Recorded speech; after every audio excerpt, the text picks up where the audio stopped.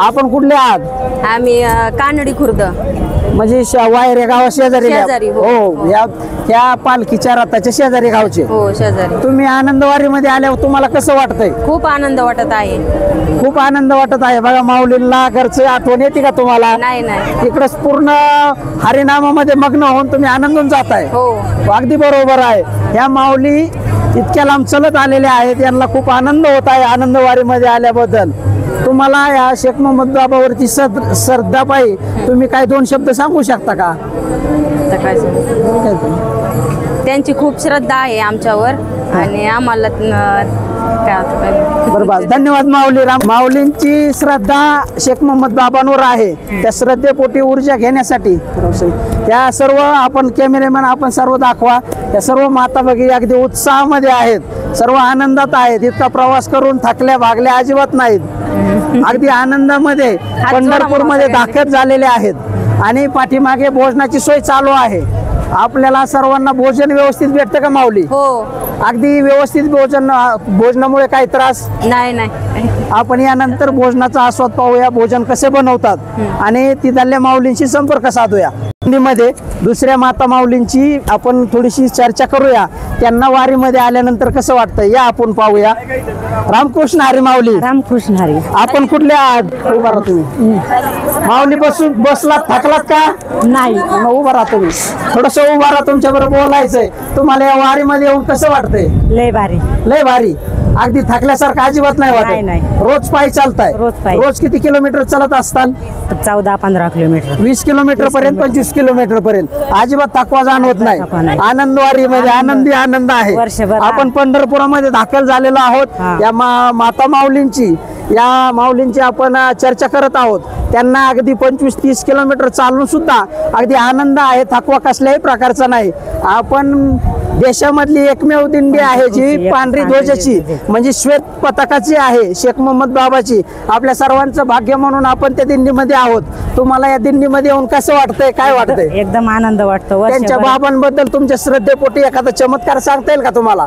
नक्की नक्की. जवळ या तुम्ही कॅमेरामॅन, अगदी सांगा तुम्ही तुम्हाला काय वाटतंय. बाबांना आपण काही इच्छा, आपली जरी मनातली इच्छा जरी पूर्ण केली तर ती मनातली इच्छा बाबांची पूर्ण.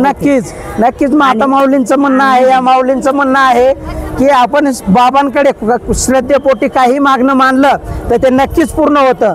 आपण माता माऊलींच्या खूप छान चर्चा आणि उत्तर दिल्याबद्दल सर्वजण टाळ्या वाजूया. धन्यवाद. रामकृष्ण हरी माऊली. आपण सर्वजण आता पंढरपुरामध्ये दाखल होत आहोत. या आनंदवारीमध्ये प्रवास करून आपण पाठीमागं पाहत असताल सर्व दिंड्या आता पंढरपुराच्या दिशेने चाललेल्या आहेत. पंढरपुराच्या वेशीवरती आहात. आपण शेख मोहम्मद बाबांच्या दिंडीमध्ये आहात.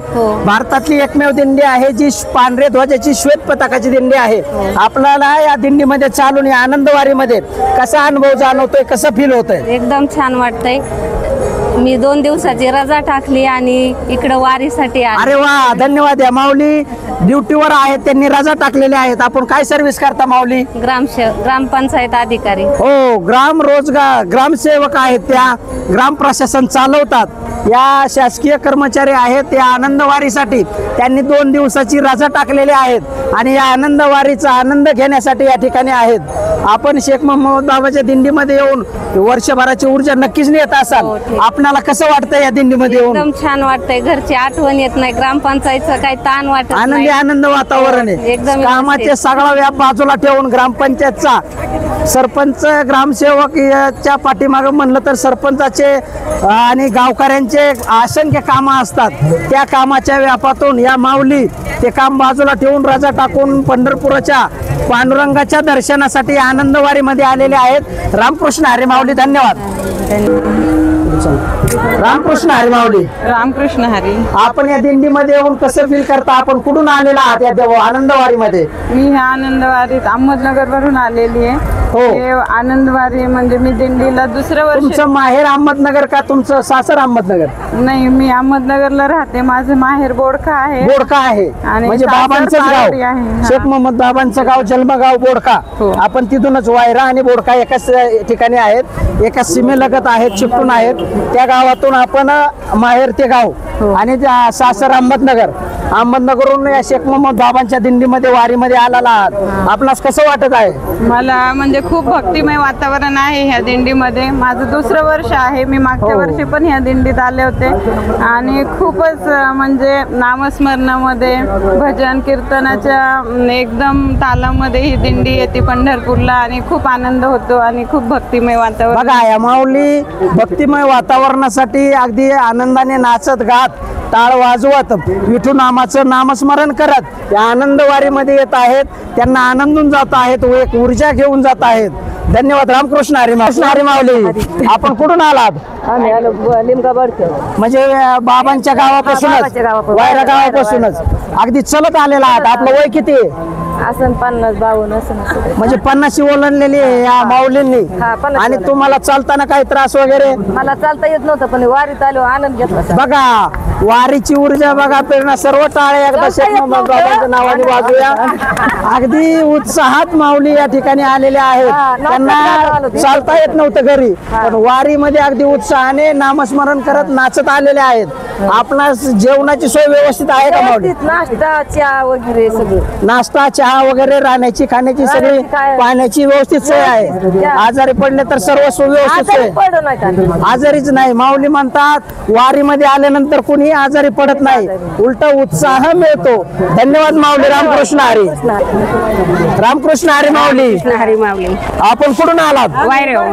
अगदी अगदी बरोबर. या वारीमध्ये सर्व गावातले आणि गावातले शेजारचे शेख मोहम्मद बाबाचं जन्मभूमी गाव आपलं सर्वांचं भाग्य. आपण या बाबांच्या दिंडीमध्ये आलो.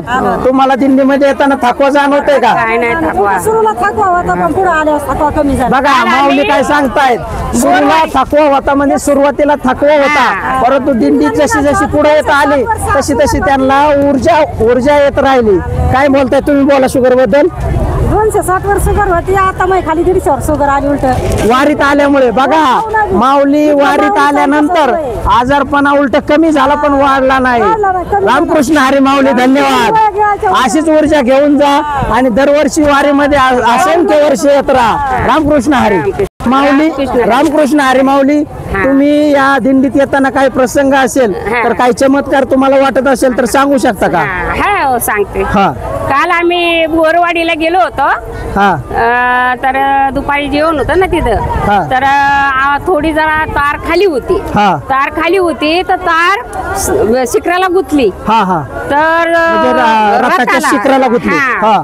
तर त्याला अजिबात काही करंट नाही आला, काय नाही. स्पीकर होते ना, हा. स्पीकर वर बोलत होते. हा. तर त्या स्पीकरला करंट आला. करंट आला त्या मग असं खाली टाकली. हा. तर 2-3 वेळेस असे धारदार मुंग्या आल्या हा, त्यांना. हा. त्याच्यामुळे खूप घाबरली. हा. पण रथाला काही झालं नाही. हो त्या- माऊलीची कृपा बघा. कृपा माऊलीची. माऊली सांगत आहे हा. की माऊलीच्या कृपेने विद्युत अतिभाराची विद्युत वीज वाहकदार अगदी या रथाच्या शिखराला गुंतली हा. आणि रथाच्या वरती बसलेल्या माईकला करंट आला, हा. पण कुणालाही इजा कसल्याही प्रकारची झाली नाही. जाळ झाला अशी- तरी काही नाही झालं. अगदी विजेमुळे तिथं आग निर्माण झाली तरी कुणालाही कसल्या प्रकारची इजा झाली नाही. या माऊलीचीच कृपा म्हणायचं. रामकृष्ण हरी. बघा माऊली, या माऊली सांगत आहेत की देव तारी त्याला कोण मारी, असंच म्हणलं तरी वावगं सारणार नाही. कारण शेख मोहम्मद बाबाच्या कृपेने वीज तार चालू तार वीज मध्ये या रथाला लागली आणि त्याचा विद्युत प्रवाह खाली उतरला, पण कुणालाही कसल्याही प्रकारची इजा झाली नाही. अगदी अग्नी पेट धगधगती अग्नी तयार झाली तरी कुणाला इजा झाली नाही. ही दैवी कृपाच म्हणावं लागेल. आणि या वारीमध्ये असंख्य लोक येतात, कसल्याही प्रकारचा कुणाला थकवा नाही, कुणाला कसल्याही प्रकारचं दुःख नाही. अगदी पहिले घरी असलेले आजार सुद्धा या वारीमध्ये आल्यानंतर आनंदून जातात, फ्रेश होतात. हीच आपली हरिभक्ती म्हणावं लागेल किंवा पांडुरंगाची कृपा म्हणावं लागेल. रामकृष्ण हरी माऊली. हरी माऊली. आता वेळ आहे सकाळच्या जेवणाची.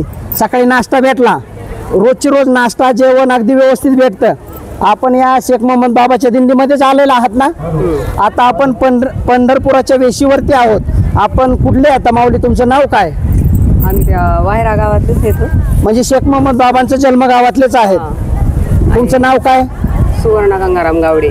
सुवर्णा. या माऊलींचं सुवर्ण गंगाराम गावडे आहेत. आपलं वय किती माऊली? 52 आहे. म्हणजे 50 ओलांडलेले आहेत. तरी माऊली अगदी 10-12 दिवसापासून या दिंडीमध्ये आहेत. पाऊल रोज 20-25 किलोमीटर चालत आहेत. आपल्याला थकवा काही? थकवा अजिबात नाही, मला तुम्हाला- जाणवतच नाही. जाणवतच नाही. तुम्हाला शेख मोहम्मद बाबांबद्दल, माऊलीबद्दल काय बोलता येईल का? शेख मोहम्मद बाबांबद्दल आम्ही जिथं त्यांना हाक मारण तिथं ते उभा होते. कारण ज्या वेळेस त्यांनी समुद्रातली जहाज पाण्यातनं बाहेर तारली, कारण त्यांचे भक्त मंडळी होते ती पाण्यात जहाज बुडायला लागली होती, त्यावेळेस फक्त शेख मोहम्मद बाबाचा धावा केला, तशी जहाज बाहेर आली. तशी कारण कालच माझ्यावर हा प्रसंग आला होता, माझ्याच हातात माईक होता आणि प्रथम शेख मोहम्मद बाबांचं नाव घेतलं आम्ही 2 वेळेस आणि 2 वेळेस नाव घेतल्यानंतर पहिल्या वेळेस आम्हाला करंट मला स्वतःला जाणवला आणि मला स्वतःला जाणवलं, म्हणलं असलं बॅटरीचा काहीतरी दोष.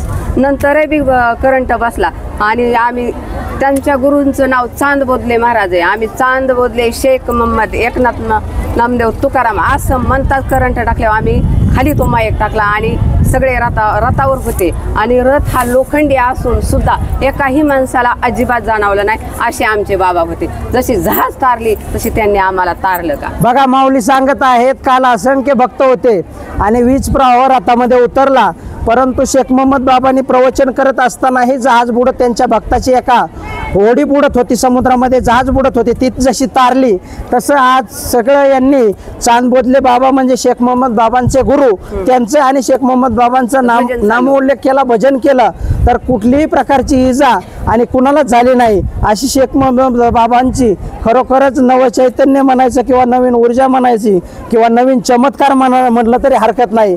अशी या शेख मोहम्मद बाबांची काल सर्व माऊलींना, वारकऱ्यांना प्रचिती घडून आली. रामकृष्ण हरी माऊली.